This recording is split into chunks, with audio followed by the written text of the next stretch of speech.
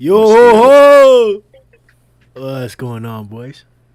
This is Grim Reaper bringing you One Punch Man 190. Back out here with the podcast. We are, bro. God damn, that's close as you No, can. I need to. Okay, just before we start, I just need to be clear on something. Satsuki was showing off his manga collection to us, so I had him on like the big camera. So right now, I had my full screen was just Satsuki just zooming in on his face. Well, that Damn, that nigga ugly. Yeah. Chill on me, man. Chill on me. I'm about to monsterize on these boys. Oh shit. They're gonna call me camera face. Right in your face. Yo, 190, bro. Like, I don't even know what to. I don't even know, like. So 190. that's where we're. This is what it. Yeah, that's the chapter, ain't it? It's 188. No, it's not. That's 190. This 190, nigga I think. Kishin, bro. The hell did it change? Oh, sorry, it was 189, and then the new chapter came out, and then it was 190. But we already did 189. That's what I'm on about. Yeah. Yeah. But so Child Emperor. I know we got the whole Saitama stuff and the whole potential of a My Mask revealing or having the ambition to reveal Saitama. If we even want to believe that he knows what's really going on here, which I doubt. I don't. We'll talk about that here in a moment. But Child Emperor officially is now Wild Emperor after being traded from the Hero Association to the Neo Hero Association. What news? Shit. I really want to talk about the Amai stuff, but let's start here, bro, because this is good. Go ahead. Sure, it was the most predictable trade of the season. Like that's fine. Yeah. Like, Big signing. Yeah. mm-hmm. It's a shame to let him go, but he's got to do what he's got to do. You know, I'm sure he'll make good plays in the Neo Heroes. I mean, what about Genos? Like, we saw what happened there with Genos. Like, are we going to pretend like there wasn't a belief that he was also going to switch? Like, he was pretty intense with his, like, you know, presentation of what was going on. Like, he was like... Yeah, but there was, and then immediately Saitama went, I'm not doing that, and Genos went, okay, I'm not doing that then either. And that's it. And that's all it is. So, like, Genos isn't leaving because Saitama's not leaving. Okay. Yeah. All right. It's chained. What do you, how do you guys feel about 190 in general? Oh, I thought this chapter was great. I thought this chapter was kind of a turning point in the series to where, of course, Child Emperor doing what he's doing. And because I think that's one, like, just a huge domino because it's going to snowball until a lot of heroes doing the same and going to the Neo Heroes, because you have a S-class hero, somebody of that caliber leaving, that's going to send shockwave. It already has, but it's going to ramp up. So this chapter was huge. I mean, not just like, obviously, Amai and Child Emperor, but even Zombie Man's conversation with Genos, where he's like, I want to break my limiter. How can we do this? It's like, there's big moves. It was good because the chapter felt like we got to really see like big moves happening. Like, we got to see Child Emperor kind of like go for everything and like justify his mindset finding to leave. Zombie Man with limiter. Obviously, we're going to talk about Saitama and Amai because I have to know what's going on with that. Snek came back. Love that. But Mosquito Girl's alive. I'm shocked. I mean, that's surprising, but that's anime manga thing. No, Matt. Bro, we gotta talk about the pattern. We gotta talk about the pattern. What is the pattern? The pattern is Murata's gone, oh my god, my fandom like girls. And then he just brought back every girl alive. He's bringing back all the baddies. Are you saying because Doses? She's not the first one, is she? Bro, he brought back Asami, he brought back everybody from the Ring. That's group. Right, Asami, yeah. He brought back that one monster girl, like it was like the leopard skin monster girl. Yeah. The one that had like bubbly. Yeah. Child Emperor knocked her ass out. Yeah. Does now Mosquito Girl, and it's somebody else I'm missing. I can't think of, but he brought that too. I guess Psychos. That makes sense. Not really. She was never really out of the picture. Like we never knew what happened to her. We still don't have a real resolution for Psychos in terms of her initial presentation. Like she ran the Monster Association, she got clapped, she got put into prison. They broke her out of prison, but she's never been like. We never got a conclusion. Like she's not dead. She's not. Yeah, she's not dead. Yeah. But here's the question: talking about bringing back vanities, right? Mm-hmm. Now we've got Gorilla and we've got Mosquito Girl working at the restaurant. Do you think we get any more House Revolution back to work at the restaurant? I don't. No, that's the thing. What? So you don't think like Carnage Capital is going to come take your coat when you go in there? That's the thing. I don't think listen. I mean, that would be funny as hell. That'd be funny as hell. Tables, but he just busts right through them. He's like, I thought that's what you told me to do. The reason it's not happening is because Carnage Kabuto isn't bad. If he was bad, then I'd be like, he's bad as it gets. No, I'm talking about. I know what you meant. I twisted big titty. I had a joke. Yeah, he needs the titty. I'm saying that's what he needs. Missing that. I never need to picture that. I never needed to picture that. He's missing the crucial element. That's what it takes for Murata to resurrect you back from the dead. If you don't have that, then you shit out of luck. You know, Armored Gorilla came back, but he was never dead. So, no, for sure. Yeah, I mean, it's definitely nice to see these boys back again. Like, I love the connection between Zombie Man and the House of Evolution. How that relationship is still flourishing, and even though like he despises him from what it is, he knows the truth of Dr. Genus. He knows how powerful and how competent he is. And yeah, so going back to him and asking for awakening, as it were, like, what are your thoughts? Like, what are your thoughts in general to like what came to your head when you first read that? Creatively and imaginatively, what are you thinking that is going on? Like, what's the potential? What do you think that Zombie Man is actually asking for? And then, like, realistically, what do you think the outcome is going to be? Ooh. I mean, obviously he's asking to get stronger because, you know, of all the events that happened with the Monster Association. I don't know what's going to happen with this though. I mean, Zombie Man is already crazy. You know, it takes him a lot to, you know, it takes a lot of deaths for him to overcome certain enemies, but I don't even know how he would look stronger because, you know, his main strength is his ability to persevere through anything, through the many times he can come back. And sure, you know, Homeless kind of he had a way to deal with that, but I mean he still won out in the end. So I don't know.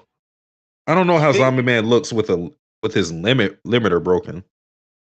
I don't think he's getting his limiter broken. I think because like when Dr. Genus was like quite possibly the smartest man in One Punch Man, right?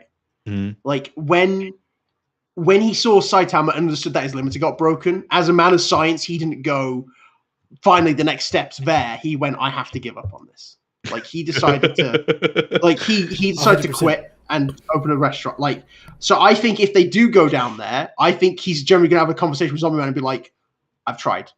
You cannot force a limiter that way to be broken. Like you have to basically do it naturally, like Saitama and Garou did, which is like you can't force it to be open. You have to do it. There's only one way to do it, and it's that way. It's not a switch. Are we pretending that Garou awakened himself or something? What? Isn't there literally there's a literal chapter where he says Garou's limiter's broken? Okay, maybe I'm perceiving this wrong. Wait, so Matt, do you think that there'll be a chance for Zombie Man to go to Saitama? Maybe. I always imagine if Zombie Man got stronger, it's because of that immortality. Like, if he can use weapons that are too dangerous for like people to use normally, he's trying to think of like upgrades because he's immortal. So if there's like a weapon that's got like really dangerous recoil and normal body couldn't last it, Zombie Man can. Or weapon that's like super explosive or super poisonous, Zombie Man can. I mean, like, it's all coming to Saitama because there's been a lot of focus on people figuring out about Saitama this arc. Like, it could definitely go that way of him trying to like ask about how Saitama did his thing. maybe that's what's going to happen. Zombie Man's going to start doing 100 push-ups, 100 sit-ups, 100 squats, and 10k run. Just get Because swole. he's just, yeah, if he's like, I don't have any other choice. If that's what it does, that's what it does. I think Actually, he might exceed that. Because think about it, his stamina might be normal human for the most part, maybe above average, but with his regenerative properties, like the muscles will start growing back even faster than normal exercise allows. He could one-up Saitama in that regard. I doubt it would happen, but it would be fun. Well, do you think if someone tried to do more, like, oh, if he did that, I'll do 200 sit-ups, 200 squats, 20k run, like, do you think that would be like a catalyst for a change, or do you think there'd be like nothing at all? Nothing. it's weird, bro, because this contradicts what I think the story is supposed to be fundamentally. Just like Rock Lee, this is supposed to be an indication or an example or a metaphor of hard work. That whenever you're in these parallel situations, if you really buckle down and just muddle through, do what you know you can do. Use your extreme intelligence, use your extreme tenaciousness to get through that goal, get through those difficult times, and you're gonna be better for it. At the end of it, you're gonna have weathered that tremendous ordeal and not only be better for it, but also have accomplished what you needed to in the first place. So that's what I think that idea is supposed to represent. But there's something I almost want to say that no, you should not be able to reach Saitama's same pinnacle through the same method. And that's not anything that the story is necessarily showing. The story is showing the opposite. The story is showing that guys like Suryu, primarily the flagship, guys like Sundownrider, are the individuals who are starting from the bottom and we're going to see their journey to the top, even though it's going to be behind the scenes, but that's what it's representing. So I think if we were to change your question, because there's a lot to talk about here in this little discussion that we're having right now, if we were to change it away from Zombie Man and say Sundownrider, what if Sundownrider did Saitama's workout? Are we to expect that he'll also remove his limiter? Like, consciously knows what the instructions are and what he has to do. Do you think he would remove his limiter? I mean, I just don't think the story would do that and possibly have two Saitama level people running around just for that story reason. But it depends what they. Sorry, no, I'm cutting you off. Go. No, well, I just want to quickly say and also I think a way for them to explain that away why somebody else couldn't do it. Maybe it's the motive in it, because Saitama didn't do what he did because he said, "Fuck it, I gotta catch up to these people." It was just something that he did and he saw results from it. It was kind of just organic in a way. Whereas what we're talking about is people trying to manufacture that strength. Yeah. I mean, in terms of a second Saitama, it depends what they want to do with glasses, because that could go that way. Yeah. But I think it is also to do with like the struggles. It could also be just to do with like the struggles itself, because if Saitama was a regular guy, 100 push-ups, 100 squats, and a 10k run, that's a lot of work to do every day, let alone like no heating, no aircon, like just stick to a very strict. That's tough for 3 years. Like it was just like the mental strain of it as well, similar to Garou. Like everything he went through was like physically challenging, mentally challenging. It was all like how it challenged the person individually, because everyone's got individual struggles and everyone responds to it differently. Like what's a problem for one person isn't a problem for another. So it might be for like someone. It's because is Zombie Man an actual? No, he's artificial anyway. Yeah, the House of Evolution created him. Yeah, but so we don't know. That doesn't mean anything. We don't know what artificial means. We don't know if that. That's true. I didn't know. Like, we don't know if it's like if a human can only break the limiter or if anyone can. Because when Gina spoke about limiters before, it seemed like every being has a limiter, because he talks about like, because like they use examples like in the background there's like monsters and there's Boros and there's everyone kind of there. So it might be that like I imagine anyone can, but everyone has, like, I think what Satsuki says, right, everyone has their own individual way to break it. Does Drive Night, can Drive Night break it? That's what I'm saying. Like, it's not even straightforward, because this same question I'm pretty sure has to have been posed already, but can Genos break his limiter because of that? Like, it would seem like, yeah, but his only improvements are coming through the data that he's retaining from previous technically and new appendages. If you're looking, sorry. Mm-hmm. Technically, on a technological level, Genos is like breaking his limiter every time he gets rebuilt. That's what I'm saying. It's a misuse of what that term means. To me, that's why I questioned what Matt said earlier, and that's why I think I perceived it differently, or I have been perceiving it differently. That no, Garou didn't break his limiter. He turned into a monster, but once that wasn't enough, he reached the pinnacle where he couldn't go any further. Like Saitama bodied his monster form and he got broken out of it. Then he took God's power. That's to me, Garou never broke his limiter. He continued to push past it. Or I get what you're saying. Yeah, or continued to push. I get that, yeah. Because I think it was Genos himself in chapter 89 is what I'm remembering, where Genos himself details the differences between monstrification, the differences between people removing their limiter and breaking through their limiter.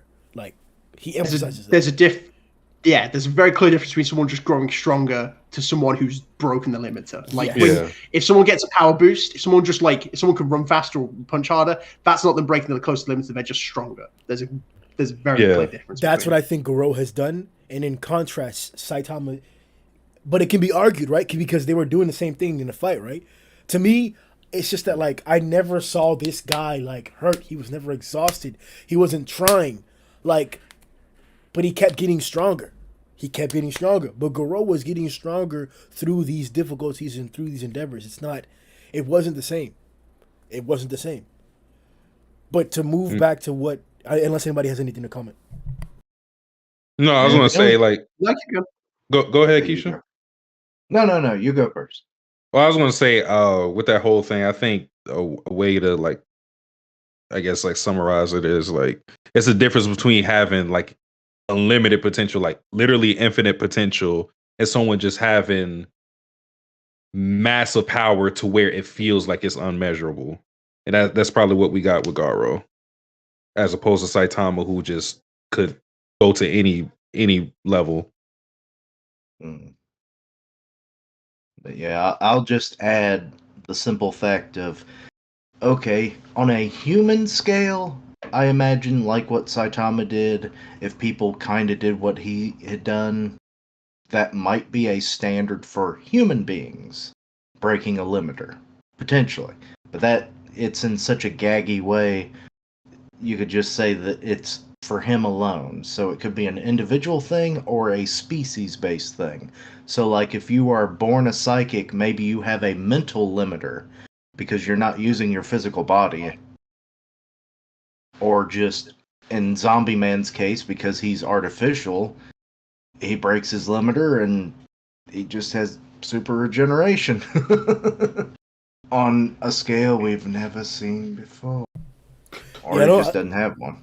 I don't think it's necessarily trait based. Like I don't think there would have to be like a mental. I think it's just describing your overall capabilities. But bringing this back to like the whole zombie thing, right? Like. Because we talked about 3 different things, how we felt initially about it, like what came to mind, what we imagine his transformation would be if he does break his limiter, and realistically, if we're actually going to see something. So, like, yeah, the real question is, are we really going to be seeing other people break their limiter? Like, or remove the limiter, as it were. Like, that's what we're talking about. You added the other person I was thinking about. I forgot to mention, Matt, when you said Glasses and Moonrider are the 2 main guys, right? So I don't know if you guys have answered it. What's up, Satsuki? My whole thing is how does someone even know that a limiter is broken? Because the way we're talking about it, because we're of course having to use Saitama as an example, but Saitama is an anomaly in that removing a limiter just indicates that you have no limit. It doesn't indicate how strong you are. It just means you have the potential for great power, immeasurable power.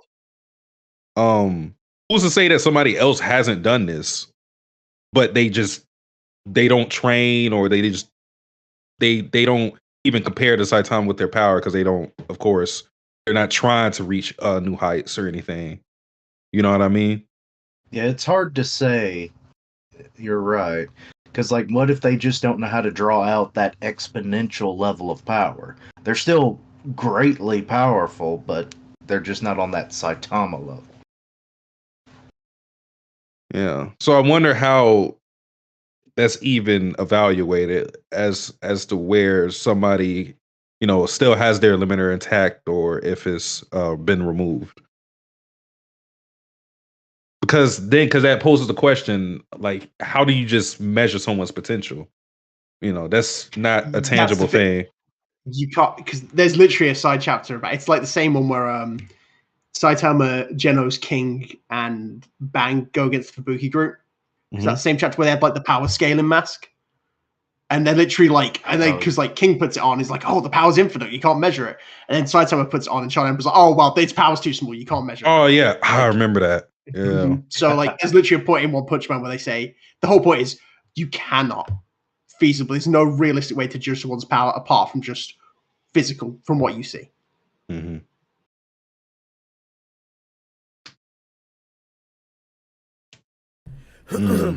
I have it here, the chapter that we're referring to, just to specify. So I'm gonna read a little bit of it, and then we'll keep on pushing with the whole zombie man thing, and then we'll keep on with the rest of the chapter. It reads, he removed his limiter, as Dr. Gina says. Then Zombie replies, limiter.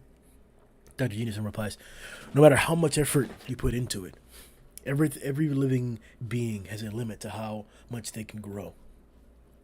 So there's emphasis there. There's a cap there. Too much power brings burden. So whether we acknowledge it or not, or whether we know there's a way to measure it or not, they're saying that there is a limit. Too much power brings burdens to the wielder that create issues. And the example that they use is like, punching and hitting himself or whatever. Okay, so at least that's a tangible way to evaluate whether your limiter is broken or not. Yeah. They could become a rampaging or mindless monster.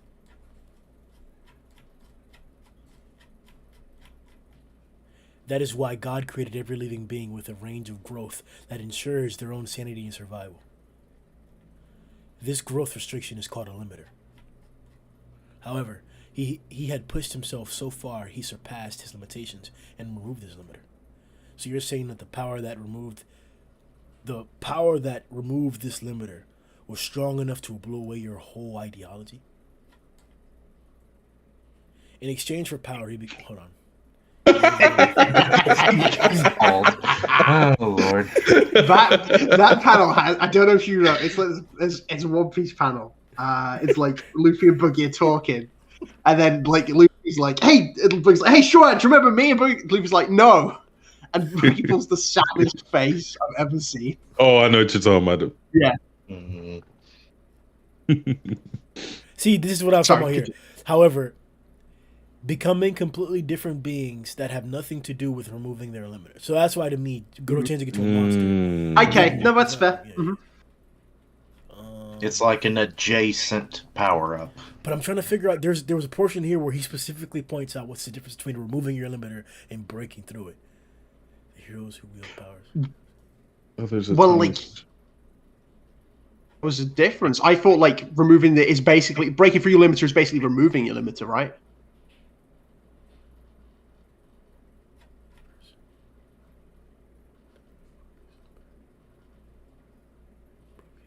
You see the cheeks?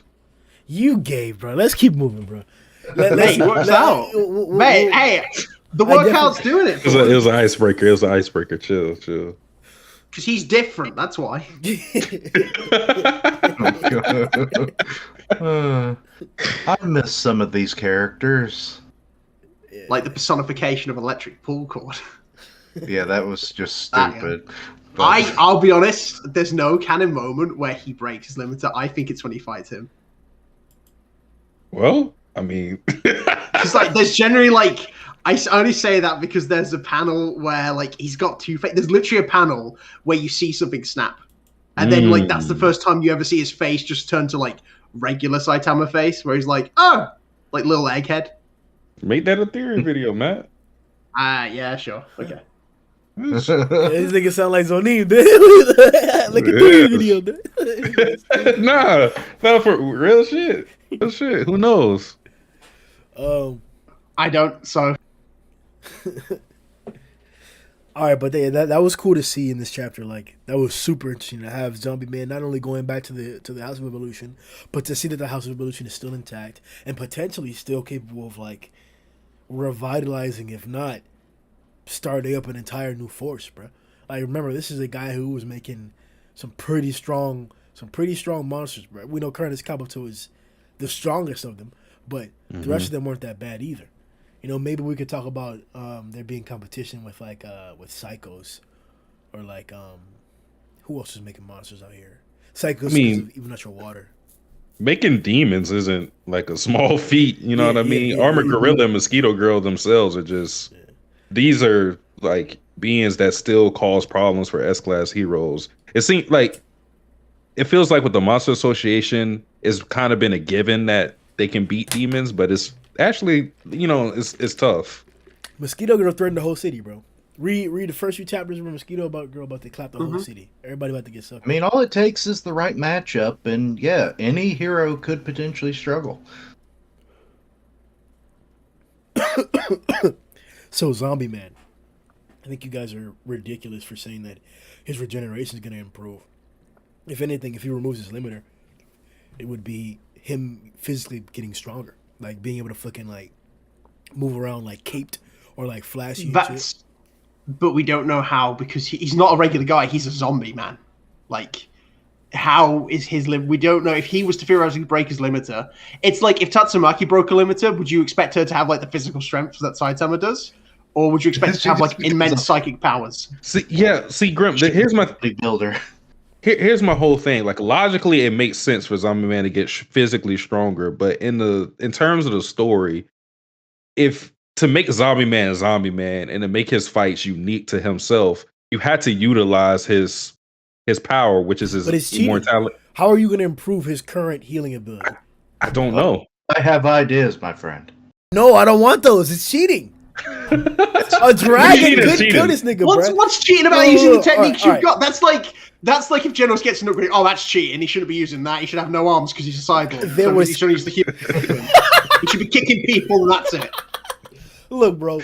The only content. Remember, we had this argument a long time ago with Zhoniin too. Look, I brought up that the reason why Zombie Man's healing was taking adversely longer was because of the particular individual or opponent that he was facing. He was homeless. And there was something weird about homeless orbs because of the dialogue at the time period. And then later on in the arc, we find out that the same orbs that homeless is throwing are the same orbs that are the same exact power from that Garou was using. And it's crazy radiation. So there's definitely something particular about that power source, but it doesn't necessarily disclaim the other side or the opposition that was claiming that he's just taking longer because of how often he's being destroyed or how often he's being beat down. And that's actually more so of what was being. The dialogue also alluded to that as well. It wasn't just that there's something special about homeless orbs, but that he keeps beating my ass so often that I don't have time to regenerate as quickly. Yeah. So it was taking even longer.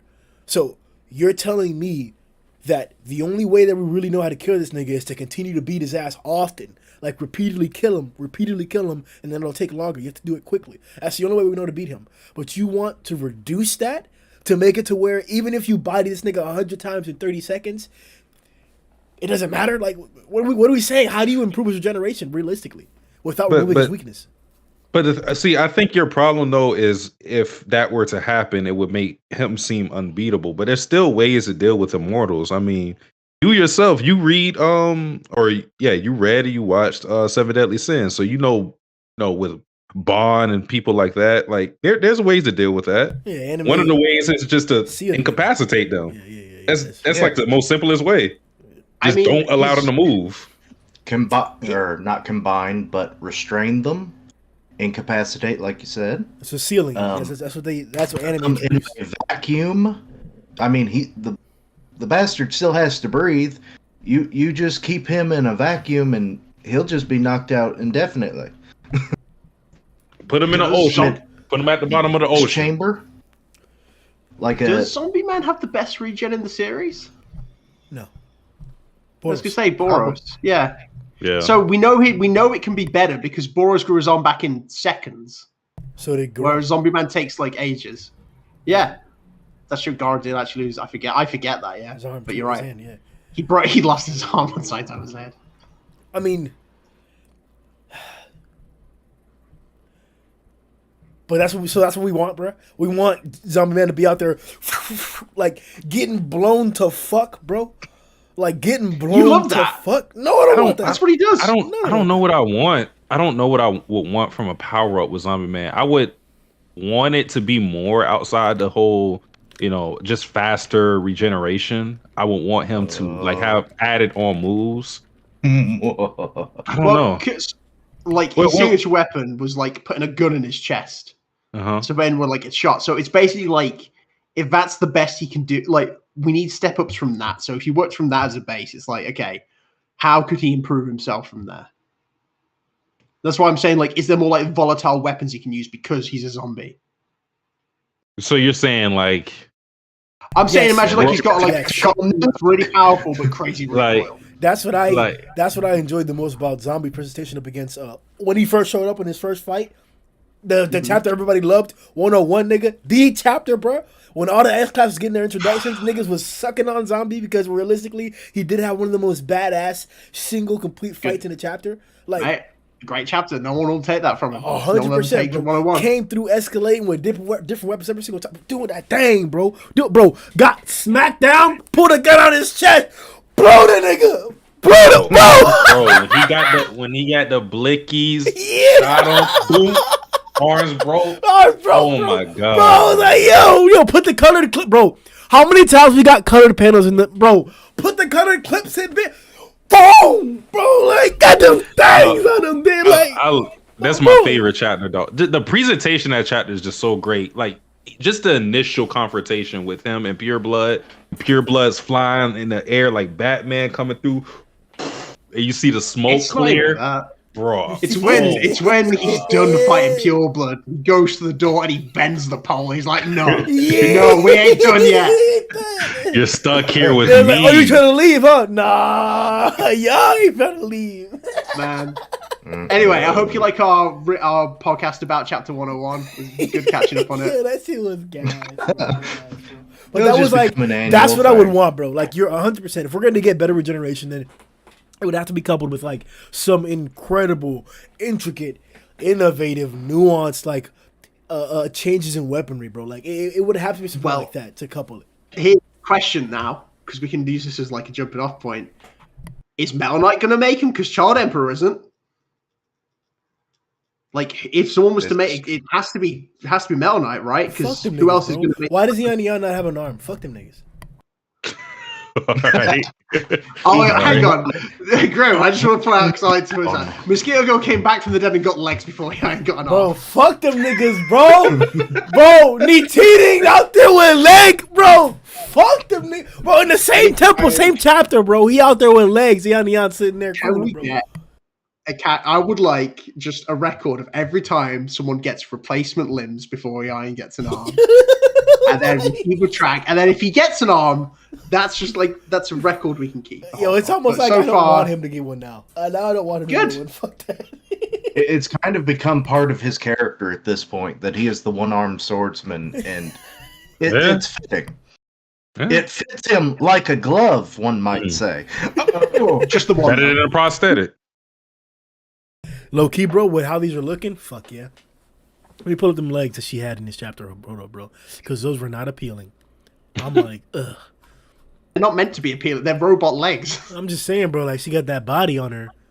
Did she get a new ass too? She's Grimm. She's a bug. What are you on about? She didn't get the ass.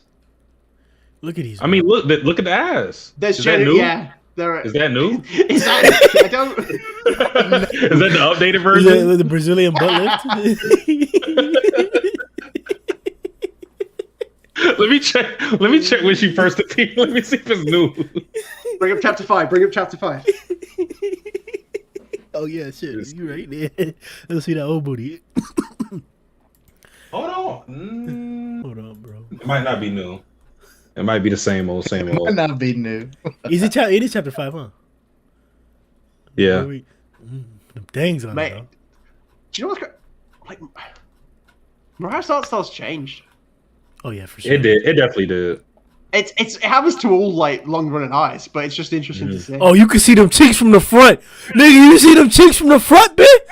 Hey, Hey, Mate, you can see the teeth. You in the have front. like, mate, you like. Bro, the zoomed way in he on that. stopped it, like bro, I'm telling you, like he has like some quick time event thing going in his head that we can't see, bro.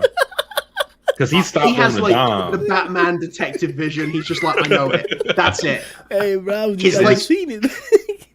Where them cheeks at, bro? It is his superpower. I will see the curve. Damn, it may be a new booty, bro. It look kind of flat Oh right no! here. Hold on. Okay. Dang, came Could back also with a be new because booty she's too. a fucking Wait, insect. I'm looking Bro, at Genos for the first time. Genocide. Whoa! You don't see it, bro. Ooh. Nah, I was looking at them cheeks from the front too. Yeah, so there's no good angle for that, but yeah, no, that's fuck, man. It doesn't matter what they want to do for him. Like, fuck them niggas. So child, bro. Wild though. Like, this is so cringe to me. Like What? so, That the kids are calling him a virgin? No. So check this out. Like, because there's like, I want to get serious about this and clown it at the same time. Like, you know how big of a deal I made about Child Emperor when he first showed up. Like, when he first got his presentation, it was so badass. To me, it was probably the best presentation out of all the heroes, aside from Atomic, when he got that initial, like, FAS. That was badass, too, right? Flashy got a badass entrance to his shit. Sorry, what was that? Is that funny, Matt? What are you on about? Is that fucking funny, Matt? I was gonna say, look, I know this manga fan of art. I don't remember what's an FAS. That's how strong he is, bro. Flashy. They only nerf Flashy strong slash? niggas, bro. They only nerf strong. Yo, these niggas are too strong, bro. They gotta nerf them. Of course, bro. Of course Does it they- stand for Federal Assisted Subsidy? Because I don't That's know what what it is. FAS is. Y'all are assholes. Stands for fucking clown. I focus on the facts. That's all. The true canon. Look, bro. Yeah. Child Emperor was looking like that thing at first, bro. Like that thing, bro. Came out there with Brave Giant, bodied Phoenix, bro. Hit him with the Emperor and over. Looked like that thing. Went Sorry, to Howard, the what was surface. that? Shut the Wait. fuck, bro. Grim. Matt, hey, mute Matt, bro. What is going on here, bro? Wait, hold on. No, real shit, Grim. All our cameras are off on screen. Oh. This shit is fucking. I still see the cameras. Really? I'm looking at Yeah. stream right now and I don't see anything. All right, what about now? Like on YouTube, you're seeing it, Keisha? Nah, yeah, I see it on YouTube. The cameras are off, Let me look. but it should be fixed here in a second. I just had to switch back to the Discord. There. I'm seeing them on. Really? Oh, now I see it. Yeah, they were black for a second, but yeah. We're good. They're We're good. Okay. I know what happened, but look. Okay, cool. Okay, cool. All I'm saying, and fuck Matt. All I'm saying is that Child That's all we're came saying. in. He came in shape, bro. Came into the arc in shape, bro. Looking like top class, bro. Looking like player of the match, man. Top rating, bro. And then they had to nerf his ass, bro. And they made him specifically, this is the worst change we got in the series, more childlike, more incompetent, more in his feelings. He wasn't like that, bro. He didn't have that childlike behavior besides him crying because he had to use his main weapon right away up against Phoenix, bro. And that seemed weird, but we dealt with it, bro. Remember we made fun of his ass, but we dealt with it, bro. That's I don't remember that. I'm not sure. I don't remember about making fun of the 10-year-old. yeah. So no. Yes, we did. We did. You can see it. You can see it there. It's on the stream. Don't try and hide it. It's on the stream. You laugh. I'm not trying to hide it. No, that I don't counts. think I made. That I counts don't as make. bullying, bro. We made jokes and you laughed, so you assisted, bro. Like you can't. He's Just, I saying- definitely did laugh. Yeah. He's saying we. You talk about him and his like 6 other personalities. That was in the backstory. It was era us, man. podcast. It was us. So, Oh Lord. But this is like him investigating the association. It brought back the order of the original Child Emperor, of the first impression that I got from him, where he was a serious character just in a child form, and we saw his intelligence, and yes, we saw his childlike behavior, and his childlike body, but his emotions didn't take over like the situation or the storyline, which was going on here in the current canon version. So I think him changing his name to Wild is like more of an adult It's more on the teenish side. I'll say that. Like, it doesn't seem overly childish to me. It seems like somewhat reasonable to a certain degree. There's reason behind it, but like, I really didn't like the whole childish display that was going on before. Like hugging the robot. Like, oh robot dog, you safe. Like, what the fuck, bro? You made that shit, nigga. What you mean, bro? Stop, bro. Like, it How was dare so show emotional attachment to the things Hey. you've done. so cringe, bro. Jimmy Neutron hugged Goddard. It fucking happens. Boy geniuses love their robot dogs. Hey, fuck. Whatever, bro. All I'm saying is that there's Dexter hope didn't now have for a child. dog. He had to The give it talking. Speech. the change to Wild Emperor to me is a sign of better times.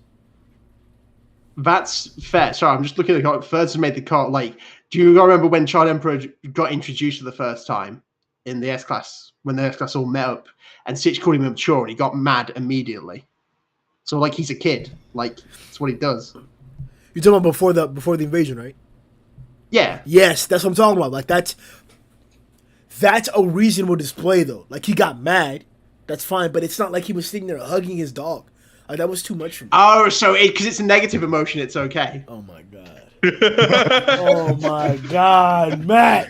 Man, goddamn. I was happy when he was Jesus. angry, and I was happy when he cried at when Bro. he had to use his robot. I wasn't happy when he started to make friends or when he built stuff he was proud of. That's when the character went down. Is that what you're saying? Matt. Grow up, bro. He needs to grow up, bro. How you 10, nigga? Wait. You 10? He's But this is You know what my daddy was doing when he was 10, bro? My daddy told me he was sitting there walking miles up and down mountains to get to school in the morning, bro. When he was, when he was Every- 8, your, man. your dad was Every- lying. I'm sorry to tell you, Grimm. Your dad was lying, bro.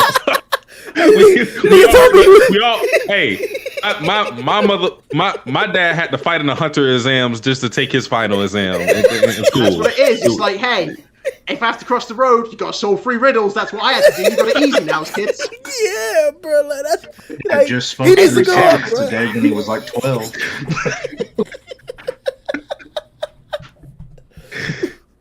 Okay, so Grimm, you like this change. You like the change from Child Emperor to Wild Emperor, correct? I like that I'm seeing more non-kawaii-ish characteristics from this. Please never say that again. The kawaii. Okay, that Is it specifically, worse than me saying Mizuki-chan? Stop. we might need to Mizuki-chan. like power scale that real quick. I don't know. What you mean? I don't know which one I dislike the most. Let us know in the comments down below. What do you I don't hate know, more? no. Kawaii. Spoilers, I hate them both. I will leave. No, Oh, we're not shit. allowed to leave. Okay, so this is where I was getting at, Grimm, because but what you're saying, like, specifically, you didn't like Child. So you think the change for Child Emperor to Wild Emperor is like a sign of maturity, or like just an aspect of Child Emperor that we've been getting recently that you haven't liked being rectified? I think it's an example of the one that Matt pointed out, where Sitch pointed out his immaturity and he got upset by it, but it didn't. I'm specifically talking about. I don't know about. I have to point to the specific instances of the resolution of the fight. Like, he just. Why am I having so much trouble articulating this thought? Like, he was a childish baby finishing the fight. Even on the surface, like, it was childish and baby-like. Like, it wasn't like the rest of the character that we saw. It was like a completely different character. It was a stark contrast of Child Emperor when he came to the surface, Child Emperor in the meeting before the invasion, and then Child Emperor actually finishing the fight with Brave Giant, and then Child Emperor fighting with the Kaidas over there. There's a stark difference there. Him hiding like that, like that's not what we saw from the character initially. That's not what we saw in the original initial iteration. We saw a determined character who felt the burden of leadership and was taking action in contrast to that. Like, he's doing it in such a childish way now, or it's being depicted as a child doing it, that I feel that this whole name change thing is more of a teen reaction. He's not sitting there crying. He's not sitting there like like doing something like a little kid, like not someone his age, like even younger than that. Maybe that's what I'm trying to say. That like they portrayed the character as even younger than what they initially showed, and that was very bothersome. Okay. Well, I guess with the whole teen thing, I can sort of agree because my whole thing was going to go to the point of I think him changing his name is an indication of him being a child because it's kind of the thing of, oh, my classmates made fun of me for my name. Well, I'm going to change my name to Wild Emperor because that sounds edgy and cool. That shit gas. I mean, like even like him putting his hair back and putting sunglasses on, like that's like. And okay, what about Amai? Amai's okay for doing that? No. Let me ask you this, Grimm. Let me ask you this, Grimm. We all had things that we thought were cool as a kid. Like, what was the thing that you thought of that you saw when you thought was cool that you don't think is necessarily cool now? Because I thought maybe they still are cool. Hold on. like trench coats, like trench coats or whatever. Like all black trench coats. I thought that was cool as shit. Yeah, bro, I kind of think some of that shit's still cool right now, bro. Like, not that's in particular. But, I don't know, bro. Like, that may be the point against you, man. I still like cars. Man, we're gonna get to always like booty. Like, what you think, bro? I haven't changed. Next podcast, Satsuki and Grimm are gonna be in black trench coats. Fuck no. Let me see what they call just the black trench coat. No, but that detective look, bro, like I feel stupid. The 1940s, like detective, like L.A. Noir. If you look that up too, bro. No, I played that. Yeah, I fuck with that look heavy, bro. That's my favorite. My favorite actor is Humphrey Bogart, and that's like one of his most iconic roles. Yeah. You know about Humphrey, bro? I know about it because I've talked to you about it before. And my knowledge of Humphrey Bogart comes from you telling me how much you love Humphrey Bogart. No homo though, bro. I don't be on his dick, bro. I mention him sometimes. Oh, thank you for clearing that up. I was I was confused. I don't be on it. I just be near it.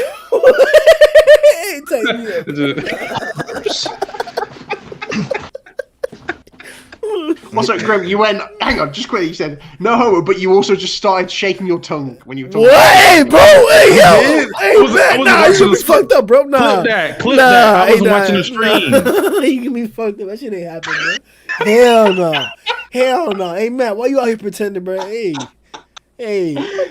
somebody on the screen clip that shit, bro. And even if it did happen, it was preceded by me saying no homo. So you know. Oh, okay. Okay, it's still pretty. It's still pretty funny though. So we'll remember that one. We gotta time it like what they do with track and field. See where the no homo came in. And see the actual homo action. Like no, you're a second short. Sorry.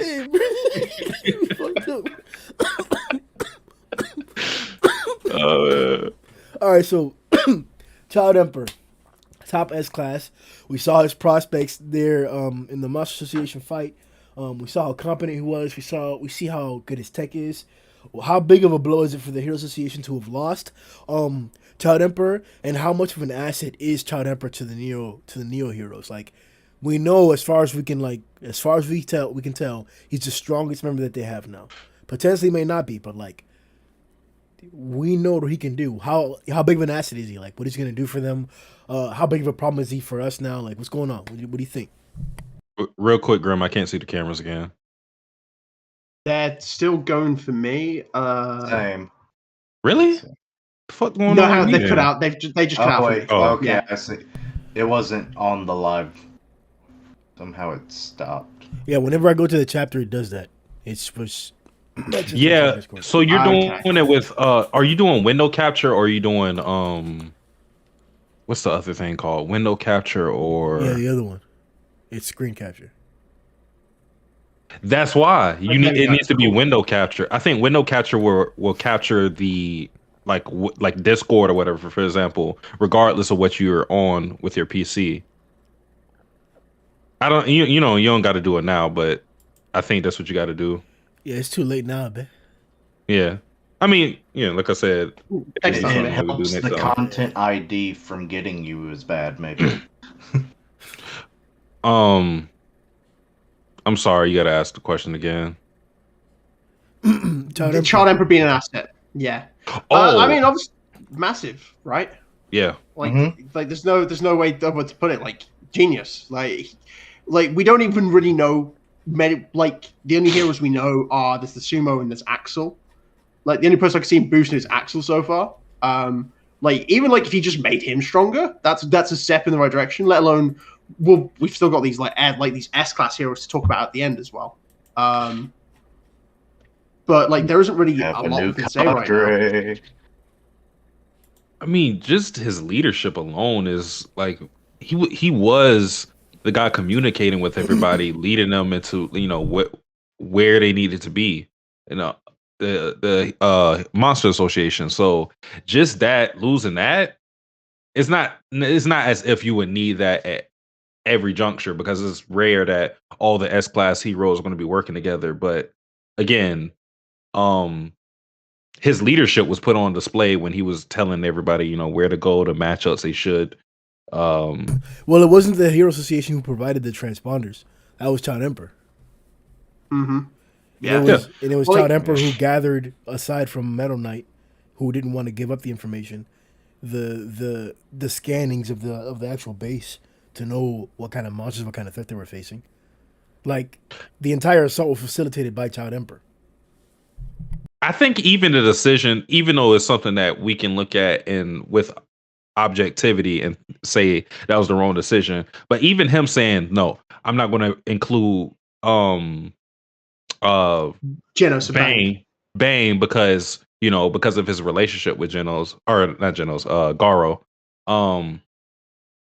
I even think that was a good decision because again he doesn't know, of course.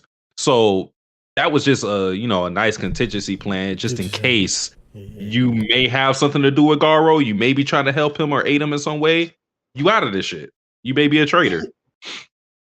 Making the best decisions in the moment. Yeah. Do you think the Neo Hero is going to treat him like a child as well? Oh, most definitely. No, that's the biggest contrast here. I feel like there'll be a bit of it. Yeah, like I think he will be allowed to be as wild and rebellious as he wants to for a bit, but they'll try to reel him in. And because this is kind of skipping ahead, I don't want to go here yet, but think the Neo heroes at the end of the day will be the same as that shit that we've seen from the Hero Association. I think there will be no difference. And I think the biggest indicator is what we got in the last page. That page is just like basically telling us. Well, hey, the fact that McCoy is ready to jump and just move over to them and do the same thing is like, yeah. So like the corruption, even like if Heroes shut down, Neo Heroes is going to just be, you're right, Hero Association 2.0. It's the same car, different coat of paint. Yep.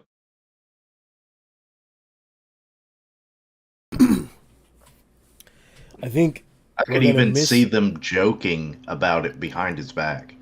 Like in public events, they're like, Wild Emperor, yeah, ain't he awesome? Our little rebellious rebel. And then it's like, behind closed doors, that little punk ass shit. That's weird. He ain't doing that. A bunch of adults make fun of a kid for being a virgin is weird. Also, someone pointed out, I can't remember where I saw it, like, doesn't he normally tutor people? Why was he at a school otherwise? That was just it. Basically, like he got tutored, yeah. He get some pussy. What? Oh, that's why. Okay. Did y'all forget that schools are centers of pussy? I forgot about that side chapter, yeah. Centers? Yeah. I went there to learn. They're epicenters for pussy. I went to learn and eat. No, there's pussy epicenter. They're pussy epicenters. That's the only place in society aside from like a club where What? I'm gonna be honest. I need that. I need that zoom. I need a zoom like that. I love it too much. I need it. Hey, you gotta show me how to do that, bro. It's the camera because I got a remote. So bro, I'm gonna need one. Yeah. Mine does the same. But nice. Like, he's gonna body like everybody. Like now we're gonna see Brave Giant as an adversary. Like, that's fucking badass too, bro. Like, well, Here's a question. Like, so if he's growing older, like if he's trying to get like more rebellious, do you think Brave Giant's going to be different? He's going to have like different weapons. So instead of like the skipping rope and the recorder and like the math and like the math tools, the geometry tools, it's going to be like I don't know what it would be, but Yo, that's fucking badass to see his They'll tech just evolve. start looking. They'll just be more conventional weapons, wouldn't they? mate, he's just going to like have a skateboard. He's doing round going kick flips on. Yeah, That's I actually love that giant robot and skateboarder. Absolutely. Oh, I don't know why I never thought about this, but maybe I did say it, or maybe we said it as a collective. But bro, we could get a great civil war from this shit with like Child definitely. Emperor versus Metal Knight. Mm-hmm. Just because we were talking about like the Neo heroes versus the association, but if they add on the old heroes, we could get such a great civil war from this shit. Well, we hadn't had anybody that had actually transferred over yet. We had just got new niggas in word of Neo heroes, so like we hadn't had a real reason to give this credibility. But no, so Hey, matchups will come over time. Yeah, Grimm, what's up? let me talk to you real quick. Nah, Atomic ain't going. I didn't say that. All right, what you saying? We talking about? Flashy Flash, Neo heroes, Flashy Flash versus. He get clapped. Hey, Murata ain't one knew about it. He heard. He must have heard. Oh, yo, niggas talking about Flashy the Atomic Cup. Of course, Atomic would clap. Let me put him on the Neo. Let me put him on the Neo, bro. Mate, of course, bro. I'll tell you this though: if someone leaves, it's not Flashy. He knows too much. Atomic's gonna be the one leaving. What the fuck you mean he knows too much? Atomic knows just as much, bro. What are you talking about, bro? God? Who was in the so? Am I Zombie Man Genos Flashy were in the meeting with Sitch, right? About God? He knows too much. He ain't leaving. Yeah, Atomic's that's gonna true. if anyone leaves, it would be Atomic between those two. My nigga, Atomic already said, nah, I fuck with the squad. Like, what are we pretending about? Like, it's gonna be Flashy, bro. It's gonna be Flashy. I mean, it doesn't really matter who leaves. Yeah, you want your matchup, just let your guy be on the bad guy side. That's all. The bad guy side. If Atomic moves, they're the good guys now. They're literally the storyline is literally saying they're the good guys. They're not corrupt like these associations. Really? Bro, as a matter of fact, you guys When support the giant slavery. guy at the end was You like, guys I can't wait support to corrupt slavery, McCoy. bro. What was that, sir? Slave master? What was that? No, my whole thing is they're both evil as hell. No. Both of y'all. Keisha, you too? What? I'm just laughing. I was gonna say. Oh, so I don't pick on Keisha. Keisha's just been sitting here fair. Like y'all here Keisha's just supporting making comments, having a slavery, good time. torture. Like Now you like Keisha, and you like slavery. It's like, hang on a minute. they were gonna do some things to Psychos, and y'all were gonna y'all support that. I mean, bro? Yo, no. I was prepared to jump into manga. All things considered. Oh, so you can get your turn, huh? Oh, you disgust me. No. You I disgust me.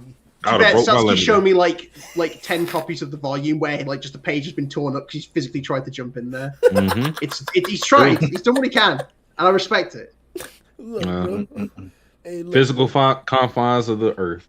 Nothing I can really do about it. Look, man. I think a civil war between these boys would be that thing. Obviously, Atomic would cut down Flashy. Obviously, Metal Knight would have to face his disciple. That would be another matchup there too. That'd be cool. That'd be crazy. Yup.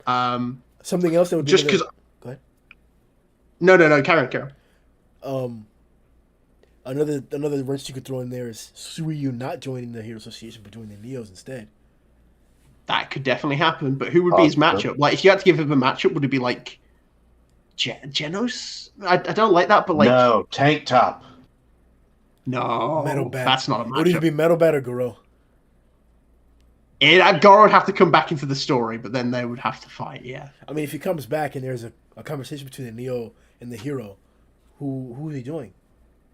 Oh, he's joining Hero because Bang would be like, listen, you're joining Heroes, and he's like, okay, yeah. Okay. And then if Suiryu joins the Neo, then yeah, that's who it would be. Because In shape Suiryu versus Garou. Who? Yeah.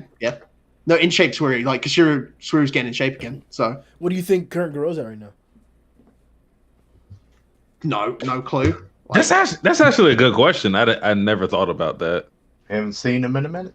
Because he remembers what Where- happens, right? Where was? I mean, damn. So where did they put him back at? We generally need to see like the shape of it because like he doesn't have the red eyes anymore, or like the red hair. He doesn't have like the spiral. He's not like in theory. Look, we don't know, but he might not even be like where he was when he fought Darkshine. No, I honestly think it would probably be around. It's hard because there's no like clear point. Right. The one milestone. Just a quick one.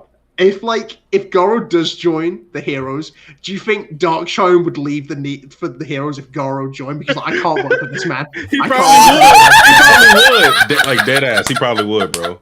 This motherfucker's scaring me. Could you imagine if that's how like Darkshine has his big character arc over this course, and then like he's like, I'm ready. I'm a brave man now. Garou goes, I'm here to join. Darkshine just walks and we never see him again in the manga. And that's the end of it. Oh shit! I imagine a few heroes might have this because Tank Top ain't gonna be happy neither. Scary. Tank Top got clizapped, bro.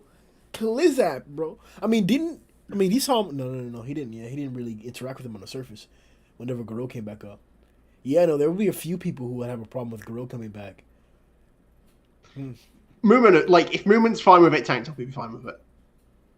What the fuck? Moomin would be because like he respects like Tank Top respects Moomin, and if he joins like Moomin's gonna be like, look, whatever man, past in the past. I know you literally smashed my head into the ground, but if you're here to help, that's what it'll be. What if Tank Top was not okay with it? Say Do you that. think Moomin would be? No. I think Moomin would be fine, yeah. I mean, they're Moomin doesn't both care. mature. He's just supposed to help people. Yeah, they're mature characters. Maybe. Mate, what if like Garou shows up in a tank top for the first time and then like Stop! was like, let's go! Limit break! Limit break! Oh, Nah, bro, but like, I don't know. Like, that would definitely like. Well, let's go backward from the top from where we just started. I think Garou. I don't think it's fair to say that Garou is like demonic level. Like when he started turning into like after the when he fought Saitama. After that point, I don't think it's fair to say he's at that point. That's too strong. Yeah. Yeah. We agree on that. The Centipede, when he fought the Centipede with Metal Bat, I think that's probably too strong because that's right after the Platinum fight, right? So I think him fighting Platinum and Flash, I think he won't be. I think that's too strong too. I honestly think. Sorry, go on. Bang. That's fair. I think he's got to be at a level where he, like, realistically for me, he's only like second to Tatsumaki when he joins back. Do you think that's a fair assumption? That's crazy strong. That's crazy strong still, but it's not like cosmic level, you know? I don't even think he. Honestly, what I was thinking is that the moment where we saw him fighting Metal Bat is probably where he's at. Oh shit! Oh, you think he's just been fully reset, so like he's back to beginning Hero Hunter? Okay. Because I think what the reset is going to do is to make it to where he doesn't have those abilities that he was copying, like Watchdog Man, for example. No, he remembers all that. He's keeping all that indefinitely. Is he? Because the comment that he made was that he remembered fighting these people in particular. So the biggest hint that I think is fair is to say that like he has the power of the people that he fought, but that's too strong for me. What is the latest ability that he copied other than like when we got like the God stuff? What's the Sears Punch? No, because that's cosmic stuff. Yeah, forget that. Yeah, that was cosmic. Yeah. So basically, pre-cosmic, like move in. Because he didn't take anything from Darkshine. wait, did he take anything from Blast? He got the gravity knuckle, right? I don't know because Yeah. I don't think he did. He did, but that's like cosmic stuff again. Still cosmic. Okay, I That's couldn't like cosmic, remember if it was like, a thin Centipede line. fight. We have to go to the Centipede fight next because that's before Saitama. That's when he's still like a monster. That's when he's like in his armored kind of state. Yeah. Like, So- do you think he's keeping stuff from then? No. Because that was like his last shred of humanity. No. I mean, the perfect fist thing, that's the conscious part. He was conscious through a lot of this shit. So I think, is it fair to say he still has the perfect fist? No. I don't think he's got God's Because he's talking about that's his perfected fighting style. Regardless of how much power he has or doesn't have, to me, that's a conscious thing. So that's why I was mentioning that to Satsuki, that I think he's keeping all those different fighting styles. And if he is keeping those different fighting styles, then it would make sense that he keeps the perfect fist, because the perfect fist is a combination of those fighting styles. That's true, but sorry, go on.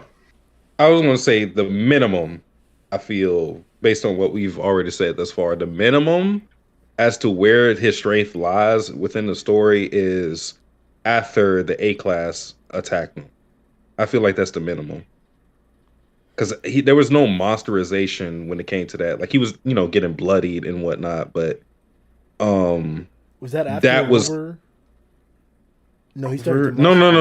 That was before. No, that was before. Yeah. Over. So this is even before, like, basically when he fought Bang for the first time. When he fought Genos. When he fought Genos and he got saved. Okay. That's the minimum. Because it's the point where he wasn't monstrified. Everything else he started turning into a monster. Okay. Because you gotta remember as well, but Garou's made sure of his explosive growth. Like that happened within days, weeks. That kind of growth where he went from fighting Tank Top to fighting Darkshine. It was almost back to back. Everything was back to back for him. Damn, it's really hard to. I don't know where he's at now. We will have to wait and see.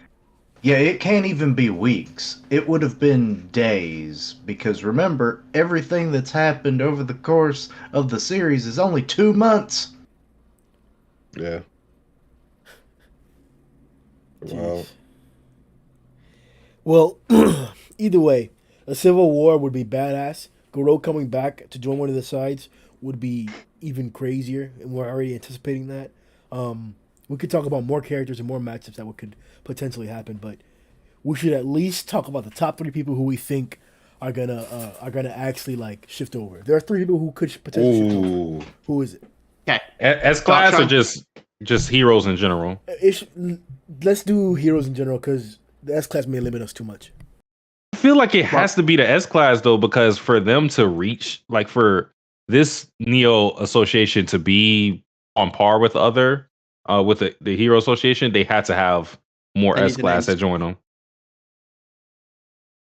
I mean, the thing is, we don't know what's going on here. That's why I think that question that we walked by before about, is Child Emperor the strongest in the Neo Hero Association now? If that question is if we can actually answer it, because you're right, we don't know how strong they are, or if they have other S class, if they don't have other S class. Well, weren't they supposed to be the people at the end of the chapter? I always thought they was, because the way they're designed, they seem like they're the new they're the Neo S class, right? But there's 2 of them. Well, I guess so, in particular. But there was only 2 of them, right? There's 5. Oh, you mean the group? Oh, the niggas in the shadow. Oh, yeah. Is there someone else I'm missing? Or oh yeah, what are you on that's about? what you're talking about. No, I thought you were talking about Axel in the sumo guy. Oh no, I'm on about these guys. Yeah, these guys with those designs, they're not just gonna be executives. It's hang on. No, they're cadre. But even still, I think there has to be, because you said top 3. I think it's reasonable to think that 2 more S class would join the Neo heroes, because hold on. Oh, okay. Well, there you go. Yeah. Action's number 1. I have no idea who the other one would be. We had to think of who's kind of disillusioned with the Hero Association right now. I remember we talked about this before. I think you weren't on this, but I think for variety it should be someone different. The only other person I could see leaving is Puri, because there's new boys in the Neo Heroes. I'm tired. I'm tired of these. I see the same faces. Let me see what they got over there on the Neo Heroes. Oh my god! That new. I'm just going for the tour. I'm just going for a look around. I'm gonna see what it's like over there. And then he's never coming back, is he? No. Is he allowed to do that? I'm going for reconnaissance. That's all I'm doing, guys. I'm just going to scout out the Neo Heroes. Is he allowed to do that? He's a prisoner. Is he allowed to join the Neo Hero? He gets away with a He lot does. for being a prisoner. Yeah, So, really. yeah. The man has a cell phone that he keeps in his cheeks. He ain't supposed to have contraband. Exactly. No, Could- I think, go ahead. Is it a possibility that Watchdog Man leaves? Because the only thing we know him to be loyal to is his city. It would only be like if the Neo Hero base was in Q City. That would be hilarious. I mean, we say that, but he came to the first hero meeting that we saw. He yeah, did, but and that was it. He dipped just as fast as everyone else did. They all dipped fast. Like it's not impossible to get him out there, but like, hey, even when like the Hero Association were fighting the Monster Association, he stayed in Q City. Yeah. He said, I don't give a fuck if the world is ending. Is this city good? Q City not gonna end. Well, I mean, A City, that whole event might as well have been a world-ending event. Yeah, So, and he still was like, "I'm going home." I respect I it. I don't- respect him just going, "I'm going home." That's great. I love it. no, he was like, I am the backup plan. If they fuck up and fail, I gotta be home and protect that shit. I'll hold it down. I mean, it's a possibility, but it's not enough to, make that jump, I think. I think Darkshine is a good guess because of everything that happened with him and Garou. He'll find out they have a good therapist, and he's like, oh my god, I can finally cure my trauma. You understand me. Do you guys think Sonic's going to make a decision as well? Do you think maybe Sonic could join either of the two groups? No. The Hero Association's been around for a while already, and he hasn't necessarily taken interest in that. But Yeah. Which is weird because if he joins, he'd immediately beat Saitama. Oh god, I just had because a he just recollection. because they with his skills they'd be like, oh, S class, easy, easy S Yeah. class. that's Yeah. what you mean. And then- Okay, True. okay. True. What about Hellfire and Gale? Are they would going to imagine- join the Neos? I would imagine they But aren't they? would What are they doing now? They'll just be chilling. We haven't guess. seen Yeah. shit from them. Because also, like, they would probably understand we can't beat Flashy, so why would we join the other side against him? If it got to that, Mhm. unless it's like I said, literally with Saitama and Sonic, it's Yeah, like they're if he gonna try literally to kill joins him. them. They're still They gonna try to can't. kill him. They're still gonna try. Give us another fight like that. I'm fine. I'm down for another Flashy fight, but So if we're doing like top 3, like that's remaining, I think Dark Shine is a good guess, like Matt said. Mhm. Drive Knight Big god. for like scouting. I feel like Drive Night is going to stay I feel just like for the Drive Knight's on purpose that, of. in that picture right there. What? Really? Oh, the Buddha looking guy. Yeah, the guy Drive sit- Knight. the Yeah, guy that's sitting. it.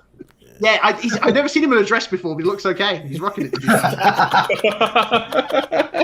I'm making a prediction now. She, if it even is a she, I mean, in today's world, who Hey, knows stop, anymore? bro. But she either has. Look, we want matchups. This could be Okamatachi's matchup. Could be. I'm guessing it's a gothic girl, and she either has shadow powers or psychic powers. Unfortunately, we see a girl and we just go psychic powers, and that's just what I thought. The same thing too. She's probably got psychic powers. Unfortunately, we see a girl and we see titties. I Unfortunately, don't see any titties on that one, What? so Unfortunately. but the angle is not helping. there's no way we're like looking at silhouettes and we're trying. I am there's no fucking way. trying. There's no way we're down this bad. I love our stupid predictions. Oh wait, what about the Council of Swordsmen? Like the new guys? Do you think they're gonna join? Well, we kind of discussed that. What was it? A Yeah. podcast or so ago. Because Where they might- could. We did. They could join. I mean, you have to. What's his name again? I always forget. If they join the hero, not the Neo. I forget his name. Nietzsche something. Nichirin. That's it, Nichirin. yeah. Nichirin. Do you think he could do it as like, oh, Atomic Grew's a hero, I'll join a hero as well? Yeah, that's what I'm saying. Like they've already like kind of allied themselves with the Hero Association, so I think the hero. But over I- the Neo. it could just be like a friend. Like he might be like, oh, it's just a bit of friendly rivalry between swordmasters. You're saying he would actually consider joining the Neo? Oh, that's dirty. Yeah, That's but I don't dirty. think he'd understand. I don't think he'd understand what the Neo Hero is about. I think he'd just be like, oh, a hero association. I'll Matt. join this one. Matt, The irony what is he has a leg from the Hero Association that they made for him just to go And over what if he developed a technique? It's called like the focused apple slash. Matt, what if Yeah, every single day since you were 12, since till you were 24, the local church provided you with applesauce because there was nobody else. There was no other place to get applesauce. Nobody else was going to give you applesauce for free. For free since you were 12, and you decided to join the opposing church. Just when you started going to church, you started doing the opposing church, bro, and that's okay. That's okay. Well, they was offering cookies though. I'm gonna be honest, applesauce is not a thing over here, so yeah. You don't even know what really? applesauce is, bro. All right. How about booty? Is it sauce? Let me guess. Is it sauce made from apples? No, for real. That's like real shit. Like applesauce does not exist overseas. No, the name rings a bell, but this is like it might be in other places. It's not here. And keep in mind, I don't really like applesauce like that. Unless it's what you call apple juice, and then like No.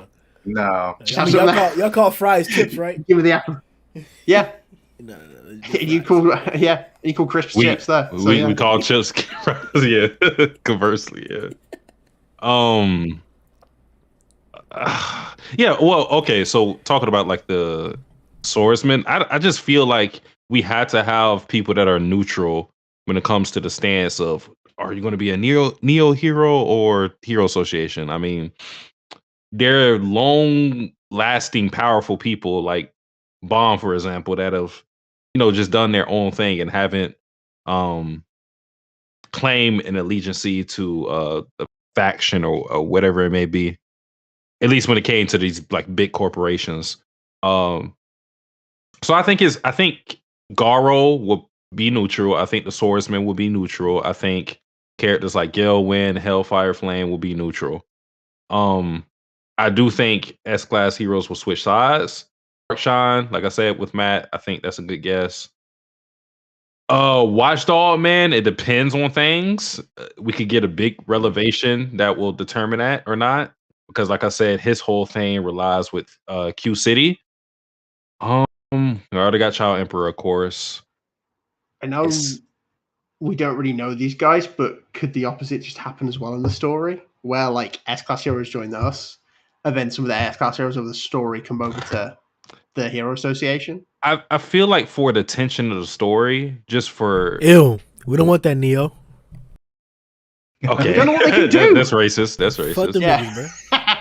No, fuck them niggas. I just feel for the tension of the story, I hate using this kind of reasoning because it's just like with elements that make a story suspenseful or whatever. I feel like if you want to make the story suspenseful and you want to make a dramatic effect, you would only do it in a way where the S-class are joining the Neo heroes. Because if you did it conversely, then it's kind of like, oh, we lost Child Emperor, but we got a new guy.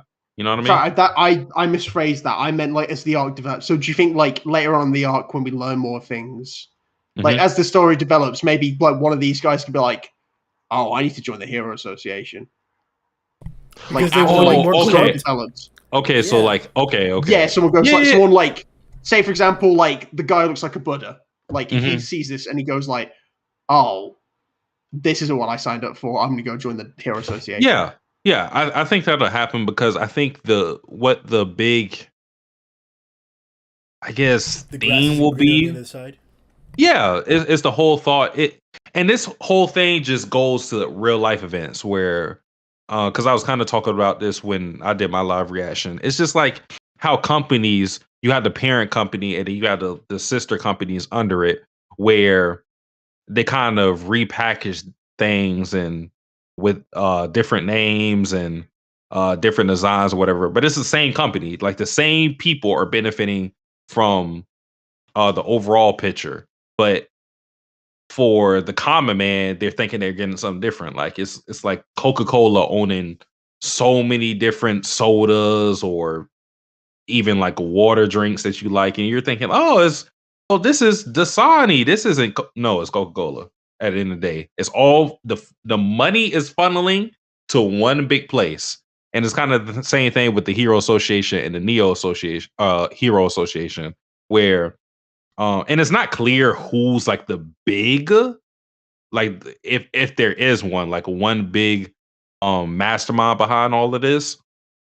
But either way, what they're showing you with at the end of the chapter, it's the same shit. There's no difference between these organizations. Nothing.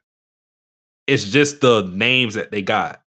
So it's just a matter of, people realizing that fact. I think it's going to take a while for that. But I do think people are going to be misled thinking, oh, well, they're mistreating me here. Let me go here. And they're going to see it's the same thing. Maybe that will be like a point of, like a turning point in the series where people start to realize that Neo Association, the Neo Hero Association and the Hero Association are one and the same.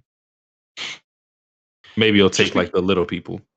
Just because you mentioned Mastermind, we haven't seen Agoni actually show up in the story at all. Do you think he's going to make an appearance this arc, guys? Don't know. Big butt chin, founder of the Hero Association, grandfather of the kid Saitama saved. I don't know. So you remember how Saitama saved the kid with the big butt chin in the beginning? No. Yeah, the butt. Oh, like booty chin. Yeah. There we go. So his grandfather, found the Hero Association because of Saitama. Yeah, I remember the nigga. So basically, just because he's never showed up in the story. We've seen him, haven't we? Has he showed up actually in the story? I thought we saw his ass recently. No, we've seen him. No, I don't think so. Talking about like fat gray, right? Gray hair, gray, something like that. No. What? Let me see. What's his name again, Matt? Agoni. Agoni. Another nigga. Let's see. I'm pretty sure he hasn't shown up. Yeah. Just because like I swear I've already seen him like as a flashback of like this man founded it due to a random hero's courage. But like I just because with this like being big plays, I just wondered if like do you think he's going to show up at all? Or yeah, he hasn't. According to the story, he hasn't shown up since volume 3. That was probably when. Yeah. Chapter 15. Like that's the last time we seen him. Okay. Just because of his big moves in the hero, I don't know what he'd do in the story. But like, if it's the Hero Association really in trouble, you think maybe the founder would show up and do something? Do what? Mm-hmm. I don't know. I don't know. Jerry, this was just a passing thought. Like that's all it was. I mean, it is interesting because like we keep talking about members in the Hero Association that have a lot of influence, but we don't talk about the biggest guy who would be the founder. So I don't know. He could have some influence as to what happens in the story, but we just haven't seen it. That's the fight I want to see: Agoni versus McCoy.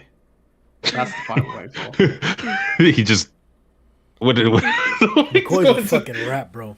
This motherfucker hit him with his chin. No loyalty. Chin with the chin, mate. Yeah. Yeah. When it comes to dirty niggas, McCoy is the dirtiest out there, bro. McCoy is disgusting. I had to take a shower after reading the chapter. That was just coincidence. You just needed a shower anyway. But he is disgusting. I'm telling you, this guy's just. Anytime I noticed in the chapter, and I kept pointing this out to everybody who was watching. I was like, as everything is being revealed to the Hero Association, you never see his reaction until the very end. Mm-hmm. Yeah, never. Everybody's shocked. Everybody's what? Child Emperor did this. What? You don't see his face at all. He's just. Mate, he's Game of Thrones character. That's what he is. He's a Lannister. That's what he is. He's just watching everything go on. That's all it is. It would be even better if it was like some really, really deep scheme of his own that he's trying to push. Did this chapter clarify that, or like McCoy doesn't have like his own personal vendetta? Right? Oh, he's just looking after himself. No, that's all he's doing. Like he knows, like he wants the Hero Association to fail, just so he can get a good position in the Neo Heroes. And if it doesn't work, he's going to be like, I was just double teaming. I was secretly for the Hero Association the whole time. Mm-hmm. I can't wait for, I don't know. Bearded worker, you kick the shit out of him, mate. Someone's just got to take him down. Movement. Oh, McCoy's little movement, pussy please. ass. Mate. Playing both sides. The embodiment of corruption, McCoy versus the embodiment of justice, Movement Rider. Absolutely. Ooh. Justice Crash him. Justice I Crash like McCoy. that. I like that. I love it. That's what it's gonna be. No, but it would be badass. Like we do need some like I don't know what kind of like satisfactory resolution I would like want for the executives, but I don't think beating their ass or killing them is going to be like enough or sufficient. It would have to be something like something that they've been doing in that same path. Like, Okay, so let's say for the sake of argument, we end this arc.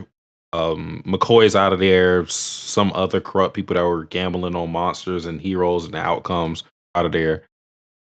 Do those people get replaced by just random 9 to 5 workers, or do they get replaced by heroes? Because I think that would be interesting if like the heroes took power themselves in the organization. why is that? I don't know. I just feel like because they would have a view of what is needed in the direction of the organization rather than some people that never fought any monsters at all. You know what I mean? Yeah, I get what you mean. I think it's a mix because there's some people who know where their role is best. Mhm. So there's definitely like heroes who might be like, actually, I should do, but like Amai's one of those guys who's like, I'm good at everything. Like I can fight and I can lead the hero association. But then there's other guys in I'm terrible at names. Second Girl, who Mhm. tried to be it, like who wanted to out, couldn't do it. So he's like, okay, I'm gonna do this instead. So it's definitely not impossible. Like it would be cool to see maybe like if in the future any more retired heroes, if we get anyone else who quits, he's like, I'm not fighting anymore, but I'm still gonna play a role in the hero association. I mean, it's something that Bane could take on himself. Definitely, yeah. Possibly. And like if he just like as a mentor to like basically training new heroes. I mean, Mhm. unfortunately, that's just Garp at this point, but Yeah. I could I'll be see okay it. with that. It's kind of like an athlete. They retire from the sport itself of playing it, but then they become like an announcer or Yeah. a Color coach. commentator, coach. Yeah.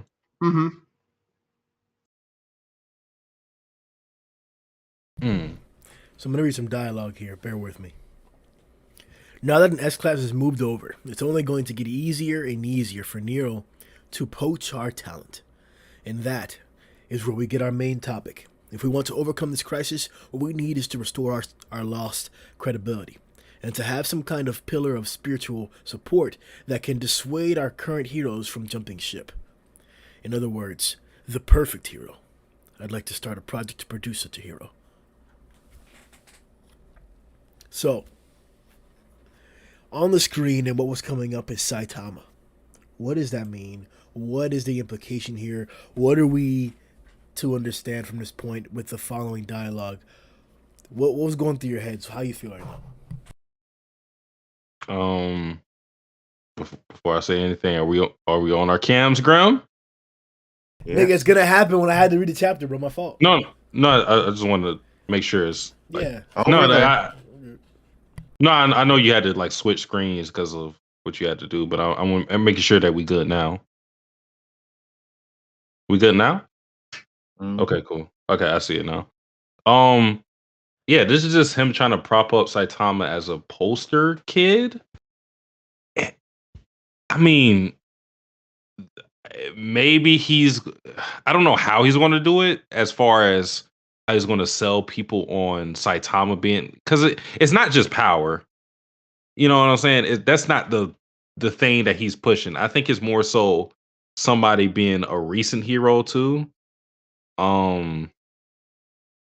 And maybe like his disposition, like him having no real agenda when it comes to Hero Association. Maybe that's something he'll try to push. Someone like a pure hero, to kind of lead the example and try to, keep everybody on the ship. But yeah, I don't He's know. neutral good, Is it just about the if growth? anything. Yeah. Oh, yeah, growth. That's another good thing too. That's definitely something he could sell to the people. He's the only one that started from like 0 to. Yeah. He started C class, right? Mm-hmm. Very bottom. Yeah. Yeah. He's A What class am now. I values is beauty. Like, that's really what he wants. So, like, I think for him, the perfect hero, he might be like, listen, Saitama is strong, but we've got to work on the other aspects. So Jeremy might be like, Yeah. Jeremy will be like, we're going to make it, like, bet, like, Jeremy be like, wear a better outfit, you know? He might be like, put on a wig. Like, he might generally just try and push him that way as a popularity thing more than anything. Because You're trying to sweetify Caped? Yeah. Hell I think no. that could be a thing. Because his whole thing, he might be like, and try and teach him always, because like, listen, kid, you're strong, but that's that. And then Saitama like, well, I'm older than you, don't call me kid. But I think if there's any way that could develop, it'd be that way. Because like we know he's been looking at Saitama for a little bit, like since the meeting. I think he knows. This is the main question: how much does he know about Saitama, or even better, how much does he believe about Saitama? Like, is it like to a level where he's like, I think you could be S-class one day, or he's like, oh no, you beat Garou. Like, is it that kind of strength? I think it has to be the other way. It's the other way, bro. Yeah. Because if it was like, oh, you beat Garou, he would be fucking shitting his pants. Especially because this builds up their reputation even more, especially in Mai, because as we know, Saitama's not popular. People don't like Saitama. People think he's a fraud. They think he's like cheated his way to the top because he's taking credit. So if Mai can turn this guy around and go, oh no, listen, I look at the work I've done to him. The Hero Association can do anything like this. It's all about like building up the propaganda of the heroes. Damn, and also Matt. just making him the proper hero. You're fucking great in that. No, Matt is a genius, bro. Because as he's saying this stuff, this never crossed my mind. But the reason why he's pushing Saitama isn't because of anything I said. It's because he's so basic. It's because he's this egghead hero. Yeah. That's why he's pushing him. He is. He's basically. It's basically like this example of, bro, look at him. Look at like bald head, simple cape, like hey, trash ass outfit. Mm-hmm. No, he's probably he might even be like he recognizes Saitama's growth rate, and he's like, listen, at this point you're going to be S-class. I'm not going to let you be one of the faces of the association. I don't recognize that. Like it's something like that, really. And so like it kind of goes back to, I remember like one talking about when he created Saitama, because like obviously he drew it like this, and then he was like, because to him, like a real hero isn't like, it's not about how they look, it's about what they do. That's what makes a hero. So I think this is kind of be the lesson that like, if this is what their interaction is going to be about, like where Mi's trying to do stuff, but Saitama, like I remember Deep Seeking Arc, where he could have gone to help, but he had an interview and he said to promote a show. Whereas the moment Saitama found out what was going on, that's it, drop everything, go help out. That's what I think is going to be the lesson, that like if Saitama and Amai have interactions, it's going to be, I'm going to teach you what it is to be a hero, and Saitama's actually going to teach him the real way to be a hero. Okay, I see what you're saying. That's how the interaction would So go. it's like so it goes from he thinks he's teaching him, he's actually teaching the other way. That would be so badass. Somebody put up in the chat the example of what's called an industry plant, which is like when the corporate world tries to infiltrate an industry or something like that by creating the persona of an image, or creating the image of a certain person. So like the image of a rapper or something like that. So yeah, 100%. And it would have to go that way where Amai thinks she's going to be influencing Saitama, but it's really Caped influencing Amai. Also, I think, just on a side note, Saitama's going to go along with it because he's going to like the attention. He's going to like the money. Like, he's human. Like, genuinely, he's going to enjoy these things. And ultimately, it will go back to, like, his heroes. But, like, he likes money. He said before, like, I'd like a bit more appreciation. Like, you know, if he sees, like, girls reacting to Amai, he's like, are they looking at me like that? Stop. Like, there's going to be, like... Cape don't need hoes. He doesn't. Absolutely not. But, like, it's like the small thing. I love that Saitama actually likes money. It's like, it's so good. It's like, they didn't do it in season 2, but like when he finds out like the prize for the tournament is like 3 million, like the text is going, it's just his face consistently like, that's a lot of money. Like, he loves it. I love how human he is at times, because people like money. Yeah, People there's like money, a selfish motivator, you know. Yeah, and like ultimately he will do the right thing. But people like money. People want to be appreciated, and that's what he is. He's just a despite the fact he's got the strength of a god, he is a regular guy. So I think this is why he'll go along with it. I actually think him like having those like those selfish ideas or wants or desires, and him doing things in spite of that, is more is speaking towards his heroism.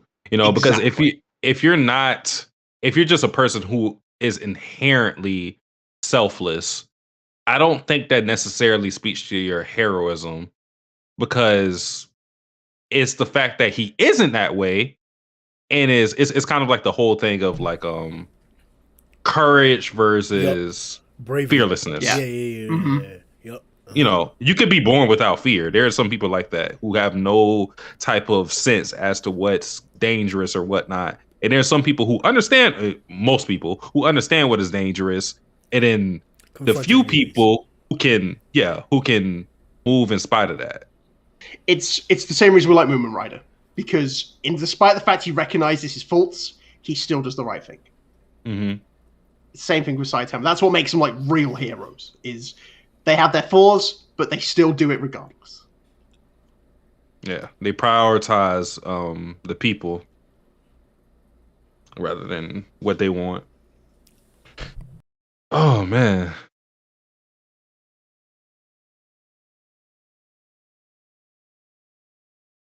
is Grim talking? My fault, bro. He is. I can't hear him. Yeah. But yeah, no, that's really what the project is. The perfect hero. The industry implant. Taking the basic template that is Saitama and suitifying it. Making it big gay. Oh my god, bro. hmm I don't think he said that, No, but that's what Matt was saying. That's the idea Matt was trying to get behind. um was there anything else in particular that you guys wanted to touch on? I know we got those new executives at the end. Amaya out there doing that thing. why did he grow teeth? Who? The last guy It's we his, saw oh no, there. it's Bones' dad. That's why. Oh my god, bro! It's Look, Bones okay, Senior. That's all. Grill. What I'm talking about is okay. So on Big page panel. There you go. 35, He's got hey, teeth. yeah, Yeah, the the big panel you're on. big Scroll panel. down. Couple He has pages. teeth, and then you go to like 2 pages after that, he has no teeth. Oh. Yeah. Like, bro, what the fuck happened, bro? I mean, in all honesty, look, we haven't seen Bones without his mask on. Hey, he's got stitches. Bones got pretty badly beaten up by the Oh my octopus. God, When they no. fought, like, I didn't even think about this. wait, hang on. I know it's like it just might be stitches like that. Do you think he's got connections to Tsukiyomi? What the fuck? No. I know. I only say that because like there's no genuine. I know like it seems super unlikely because of his design, right? But generally, Yeah. just because there's like a common design where like the people who like had like Tsukiyomi had like stitches over their face, like where they had work done to them. Yeah. It's probably just where like something else has happened. Just off the top of my head, that's what I was thinking. So some type of like amplified implant? Maybe. Okay. I don't think he has anything to do with them, but I mean, Yeah. it's an interesting theory because Yeah, I like. Go on. if we think Tsukiyomi and the Hero Association are linked, it wouldn't be a stretch to think that the Hero Association and Tsukiyomi are linked. I mean, they would be linked in that way since we know that, they're basically yeah, of just, course. they're working together. So I don't think they are. I think this is a different Scar. Just off the top of my head, in case someone just like clicked something together and had like a great idea. That's all it is. All right, boys. That was 190. I was seeing on Twitter, I'm not sure if this is real or not, that there's going to be a hiatus because of a holiday or a Japanese holiday. So we're not going to get a chapter until like the 7th of September or something like that. Yeah. Whatever the case is, we're going to try and get out here before that, at least to just mesh about the whole chapter or the whole arc in general and what's been going on. So stay tuned for that. Like the video, boys. Check out everybody's channels. We're putting out, keeping up with content, so keep up with us as well. We'll see y'all next time. Yo ho ho!